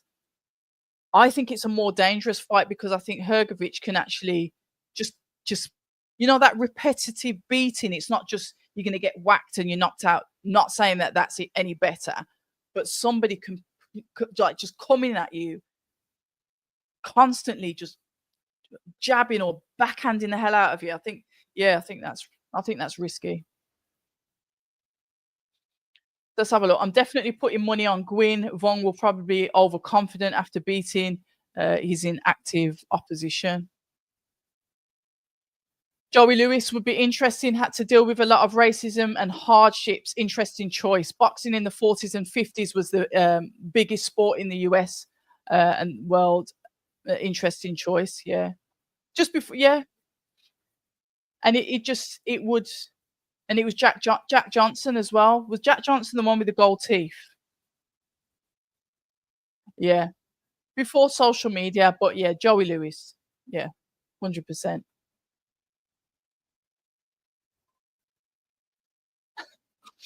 If he's making accusations now, just to let you know, this is opinions and not facts. This is just opinions. If he has said, I think Joyce just bonds weed and overthinks what he's saying in front of the media. Maybe, maybe. I think there is a video up, and shout out to Umar from Box Nation. He's done a conversation with Daniel Dubois, I think in a vehicle. I watched that today. So I think that may answer your question. So if you want, go and check that out. The latest there. Yeah, Emma saying terrible fight for Joe. Wishing him all the best health wise. See, we're all kind of saying the same thing, aren't we? Um, Nowadays, I was really impressed with the way Usyk came out for Fury 2 because I like the film The Hitman, and I know we're not talking about me, but I've got a black suit. I've got a white shirt, red tie, and like a pencil skirt because I like to dress like that kind of formal look. I like the way Usyk dressed for that. Even though he doesn't wear suits all the time, I really like that look. And I got to take a picture with him. Didn't get to interview him. I got thrown off the stage after that because I shouldn't have been there. But yeah, the suit. I like a suit. A man that is gonna be a brute. Maybe that's the feminine side of me. A man that's in a suit, that's a gentleman, and then he's gonna go and beat the ultimate crap out of his opponent. Yeah, every day, every day. I'm not a fan of massively overt designer wear. I wear sports, but you know me, I wear Adidas, so I don't wear anything expensive as such. Um, but I'm not a fan of like designer wear as such. So no, not for me. Joyce has already lost the fight to Hergovich. No point in predicting it. I said that once it was announced, Joyce fights like he's underwater. Terrible to watch these days. You can't write him off though, because he can still knock you out. I don't know what's going to happen, but I know that I'll be there ringside. I might go live. I wonder if I can go. Now you're not allowed to. You can't film it unless the live's facing me. I might go live on IG. I might do that. I'll just clear it with Queensbury Promotions, but I'll have the camera facing me and we can talk. I might do that on Instagram, not on YouTube. Hergovich caught Dubois a few times. There's no chance that Joyce. This is what I'm saying. If Joyce doesn't move and those backhands just pop, pop, pop, yeah, not a nice day at the office, mate. Yeah, I remember that.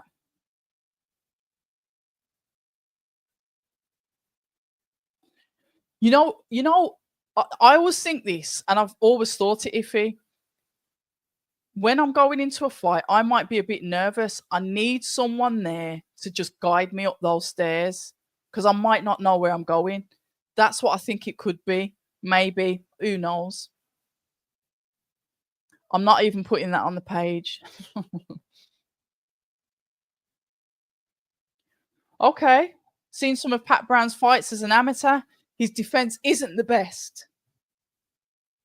That'd be nice. I'd like to sit on the front row with Brick Top, bless him. I like Frank. Hergovich is hungry to correct his wrong as well. I feel so sorry for Joyce in this fight. It's one of them, isn't it? Yeah. I think it's brilliant. I think that it's nice that he's signing them all up and literally nurturing them like his pretty flowers, his pretty deadly flowers in his garden. I like it. Good for him. Because I don't think they're being signed anywhere else, are they? Right, if you've just joined us, I'm Abs of October Red. This is a watch along, and we are at main event time. It's Pat Brown. It's his debut. I haven't watched his fights. There's been a lot of energy pumped into him. I love his outfit. Obviously, I'm going to love his outfit because it's got red on it. No, it isn't because that's his opponent. I clearly need to go to Specsavers.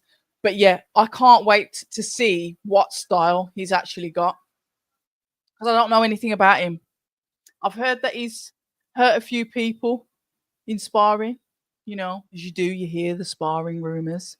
But we'll see. I think he's going to get his opponent out quite quickly. Yeah, he's got a bit of red on the shorts. I'll take that. Jamie Moore back in the corner. A quick exchange there. Eddie Hearn in the ring as well, cheering on his guy that he believes is going to be this, this special cruiserweight. Nigel Travis on the apron. I do like Jamie Moore's gym, like I said, absolutely cracking group of people. I do believe probably Jack Catterall will be there as well. Listen to the tickets that he sold. And he doesn't really do social media. So these people that he's got that are following him are genuine people that are supporting him as a person. And that's why I wanted to speak to him and ask him about that. But yeah, didn't get to. The ref giving them the instructions, protect yourself at all times. You know what it is. Touch gloves, back to the corner. Final words from their teams. The hugs, the hard work, the camp, the sparring, the preparation. It's all gone now. Just down to you and your opponent in the ring. Let's have a look at the tattoos on these. Here we go. Right, both guys in the center of the ring. Nice tight guard there. A little bit like Fraser Clark, that guard is from Pat Brown when I initially see it. That, and he sort of twists his hips with it. Reminds me a little bit of Fraser Clark there as he's just looking at his opponent, just feeling him out. Some nice circular movements there. from Grandon as he looks to go inside, looks to sweep a hook. He's tried that shot a couple of times and missed. Brown seems quite relaxed, just topped up, just feeling him out maybe, just watching him, making sure. I guess he's trying to make sure that when he does hit him, it counts. Nice movement there as he throws out his own jab and Grandon tries to come back with a counter. And we had some defense, iffy. Okay, double hook to the head, backhand. Nice work to start off with, stiff. You can see the intention in the shots as he throws out the jab, knocking the head back of Grandon. Grandon comes forward with his own double jab backhand, doesn't phase Brown in the least. As he throws out his 1-2, the body shot, that body shot hurt him. That made him pause. Yeah, he didn't like that. Body shot coming in there once again from Pat Brown.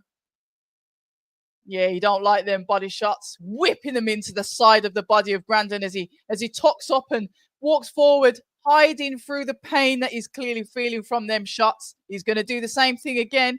He knows that he's got his sweet spot. That's it. When you know that you've got a sweet spot of your opponent, keep going for it. He's going to stop him with a body shot, you know. Double jab from Brown. Round number 1. Little pouring jab comes out. Uppercut hook comes back from Pat Brown. 1-2 from Brown. Got 1 minute left. He just looks solid, composed. Look, this is his debut. We want to see knockouts. We know what it is. Beautiful upstairs, downstairs. The head work, the body work. Grandon still takes it, still stays there. Brown stays composed, just throwing out the jab, moving his head. Iffy. His defense don't look too bad to me. Jab. As Grandon tries to come back with his counter, we've got, just over 30 seconds left in round number 1. Double jab, backhand comes in from Grandon. Overhand from Grandon as the shoulder deflects that from getting him on the chin.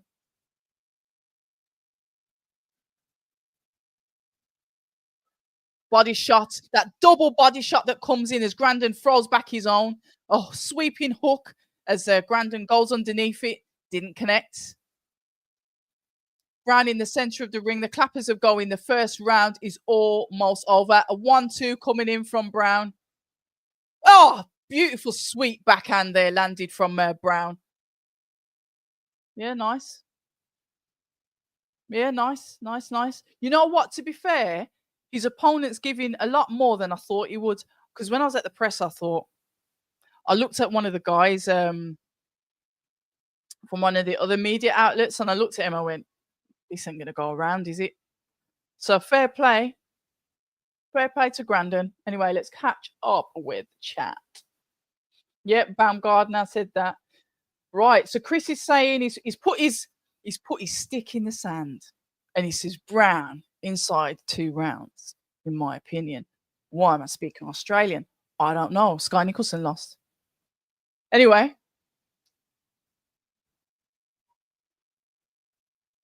What are you saying? 15, 3-1 is okay. 4 rounds max. Yeah, well, not with everyone, it isn't. I know a couple of people that have gone to points on their first fight. Anyway, let's get back into it. This is a 6-rounder. This is the head of the card. You are watching conversation and commentary on October Red, wherever you are in the world. This fight is being streamed by DAZN. It is in the UK. And it's Olympian Pat Brown versus his very first opponents. This is his debut. And he's not doing too bad. But to be fair, Grandon is now starting to shrink like a violet on the back foot. Not really giving much back.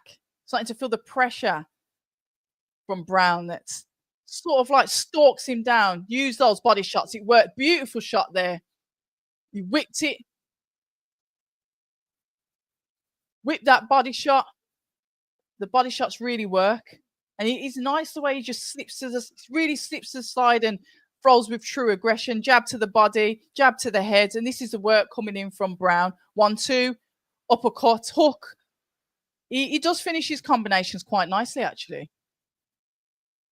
We see the combinations. Uppercut, hook. But Grandon comes back with his own hook to the body as he pushes Grandon back. Grandin there comes in with his own uppercut and his hook.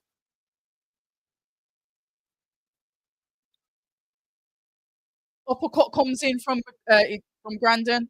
1-2 from Brown. Backhand from Grandin. Don't let it doesn't need to be a close fight. Just stick to what you're doing. When I say close fight, it doesn't need to be up in close. He works well at range. Just get in there, get your shots off, move, reset, just root him. You know the body shots work. Just take a step to the side, whack, come back, double jab, backhand, whack to the other side, step aside. Just keep resetting, breaking him down. You don't need to get inside with this guy. Mm-mm. See what I mean? 1, 2, 3, and then for the 4 in the body as Grandin tries to throw back. 1, 2. 1, 2. The hook to the body, uppercut. Was that a uppercut or a hook? As Grandin throws his own body shot in. Nice hook there, landed on the head of, if he's going to come for me, landed on the head of Brown. Oh, defense. Young kid. Grandin started to grow into this a little bit. Too close. Move back. Do what was working in round number 1. That's it. Catch him coming in. That's it. Body shot.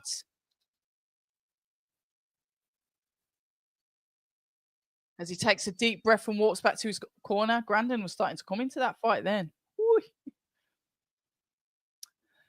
You know what, Iffy? I'm going to have to be quiet because he was getting caught with some shots then. It will be wise to get the 2 rounds in max. Well, we're going into round 3 now. Grandin is at heavy. What do you mean heavyweight? It's not heavyweight. It's cruiser, isn't he? MC Tasty, good evening to you. I love Sky Nicholson. And then she turned up and didn't fight. Could she fight? Did Brown just literally just nullify all of her work by being more aggressive? Brown doesn't look powerful enough. Yeah, go all right. I'll take it. Yeah, definitely cruiserweight. Right, we are round number 3 of 6. I think Grandin practically ran to get into the center of the ring there. Jabs coming in from Grandin, 1, 2. It's like he's got these active gloves, isn't it? He's active with the gloves coming in. Just use your range. Harry his hands because it seems like he pours out the shots. 1, 2. Body shot whipped in there. 1, 2. Body shot at the end of that too. And this is the work from Brown as he clobbers another hook into the head of Grandin, who tries to counter back and just falls short as he comes in with a 1, 2. Got 2 minutes left. Round number 3 of 6. You can hear the crowd roaring for the work of Brown as Grandin goes in with a double jab. That's it. Go for the body. He doesn't like it. Here we go. Go on. Don't play with your food. Just get him to the body. Oh, defense. Oh, sweet uppercut. Sweet. The uppercut comes in from Brown. Even though he's getting punched up there by Grandin, there was not any defense. God, I thought he could have finished him. Still got a minute and a half. Does he need to be patient? The body shots hurt. You know, when he's whipping in that body shot and he goes to either side, whip in 2 on the other side, step back, whip in 2. Jeez, taking some shots, man. Literally phone box work now from the both of them. Heads touching, inside work. Doesn't have to be like this. You're going to take punishment that you don't need to. A nice 1, 2 there. That's it. Move. Reset.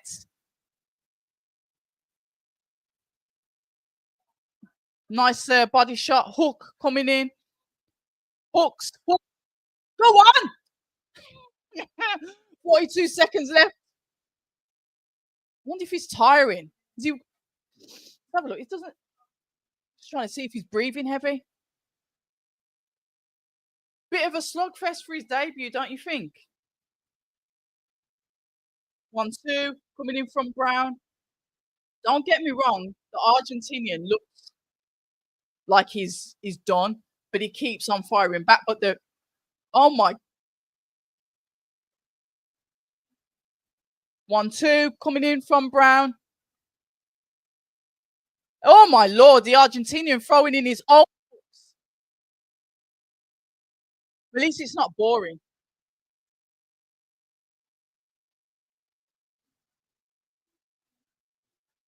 Interesting.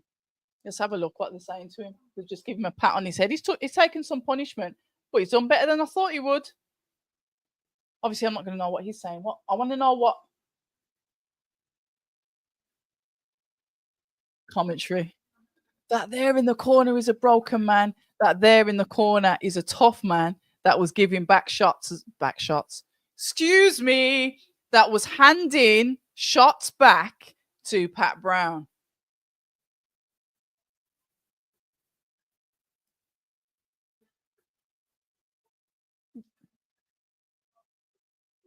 Oh, it's Grandone. I've been pronouncing it wrong all night. I just want to look. Yeah, definitely the body shots are hurting, but it just seems like he just hasn't been able to finish off the job. This guy is tough. Eddie's definitely matched him well. Honestly, the size difference at the press conference and now in the ring. Right, so body shots getting whipped in 1-2, coming back from Grandone. Nice hook to the head from Brown. 1-2 coming in as he pushes him back. Overhand, uppercut. Oh, beautiful. Go on, get down. Did he touch? Did he touch the floor? Yeah, he's gone in it, mate. He's taking real big deep breaths here. Sound like proper commentary now. Grandone's taking real big deep breaths here. Is Brown gonna do it? Is he gonna get the finish? He goes in for the kill, and the ref jumps in and stops it. Fair play to him. Yes, defense definitely got to work on his defense. It is his debut. He's got to grow into it. Nobody's perfect.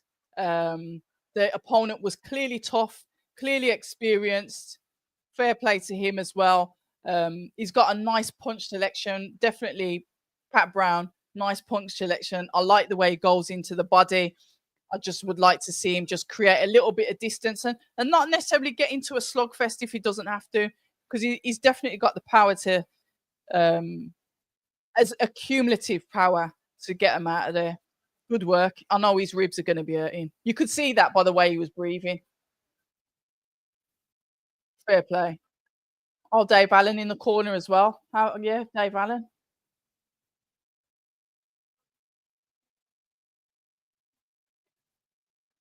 Awkward debut. On Scott, how you doing? Shout out the Scottish referee itching to stop it to get his bonus. What a thumper of a debut. Really good matchmaking. Yeah, you was right. Neither fighters could remotely hurt each other, and Sky deserved to lose. You know, because I'm so used to seeing certain type of scoring or decisions, I thought that Brown was going to have to literally, you know, when they say when you come to the champion, you've got to tear that title away from them. You can't just, not saying coast to a points win, but I thought that Sky would have kept it, and that's my conditioning to just the way that the fights are kind of like judged. Pat Brown should study Caballel, do more body shots and headshots. Yeah, Caballel's all right on his inside work. I don't know how because his defense isn't bad at all, but he tucks up and he throws like an uppercut to the body, doesn't he? He's really good. He is. Yes, yeah. Not convinced. Not convinced by his defense. Yeah, baby steps. He's just started.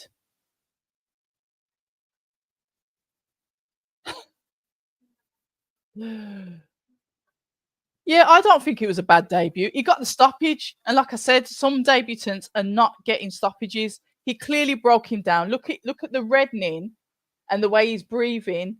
Grandone, if that's the way you pronounce it. Apologies for pronouncing it wrong. He's injured.